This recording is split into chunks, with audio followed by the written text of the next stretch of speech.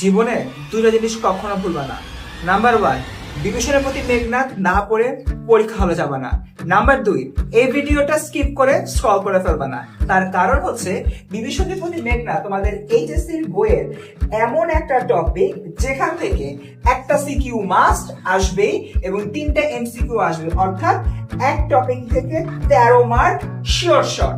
শুধু এসএসসিতে না, অ্যাডমিশনের জন্য এটা গুরুত্বপূর্ণ। তাহলে চলো খুব সহজেই এই ভিডিও থেকে বিভীষণের প্রতি মেঘনাদ এই কবিতার মূল ভাবটা জেনে নিই, যাতে করে তোমরা খুব সহজেই সিকিউর লিখতে পারো। নাম্বার ওয়ান, মাতৃভূমির প্রতি অবহেলা এবং বিশ্বাসঘাতকতা। এখানে আসলে বিভীষণকে ইন্ডিকেট করা হয়েছে।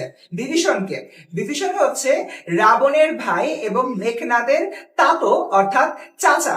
দেখা যাচ্ছে এই যে বিভীষণ রয়েছে, বিভীষণ রাবণের শত্রু যে রাম আছে, রামের ছোট ভাই লক্ষণকে মায়া বলের মাধ্যমে লঙ্কাপুরীতে নিয়ে এসেছে, যাতে করে এই লক্ষণ আমাদের যে রাবণ রয়েছে এবং রাবণ পুত্র যে মেঘনাদ রয়েছে, মেঘনাদকে বধ করতে পারে।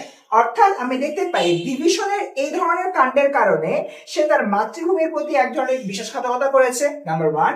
এবং নাম্বার টু, সে আসলে তার যে আপন ভাই রয়েছে এবং যে তার আপন ভাইয়ের ছেলে রয়েছে তাদের প্রতিও এক ধরনের বিশ্বাসঘাতকতা করেছে। এরপরে আসি 2 নাম্বার পয়েন্টে, সেখানে বলা হচ্ছে মাতৃভূমির প্রতি গভীর আবেগ ও ভালোবাসা। এই জায়গাটা দিয়ে আসলে এই কবিতার মধ্যে যে মেঘনাদ চরিত্রটি রয়েছে তাকে ইন্ডিকেট করা হচ্ছে। তার কারণ মেঘনাদ যখন জানতে পারে বিভীষণ তার আপন চাচা, সে হচ্ছে এই লক্ষণকে হলো কি নিয়ে এসেছে এরকম মায়া বলে, তখন সে খুবই অবাক হয় এবং সে বারবার বিভিন্ন উপমার মাধ্যমে বিভীষণকে বলে যে তুমি তোমার নিজের দেশের প্রতি এমন কিভাবে করলা, তুমি হচ্ছে কি রক্ষশ্রেষ্ঠের ভাই, তুমি হচ্ছে কি নিকষার পুত্র, সো এরকম একটা জায়গা থেকে তুমি কিভাবে এই ধরনের কাজ করতে পারলা। এই ধরনের কথাবার্তায় আমরা আসলে বুঝি মেঘনাদের যে নিজের দেশের প্রতি ভালোবাসাটা রয়েছে, সে ভালোবাসাটা প্রকাশিত হচ্ছে।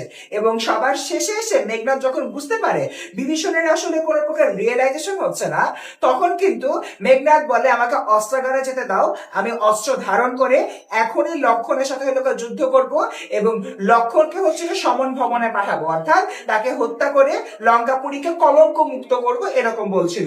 তার মানে এই মাতৃভূমির প্রতি ভালোবাসার বিষয়টা কার মধ্যে দেখতে পাই? মেঘনাদের মধ্যে। 3 নাম্বার পয়েন্ট, আত্মস্বার্থে মানুষের নিজ মানসিকতা, হীনতা ও ষড়যন্ত্র।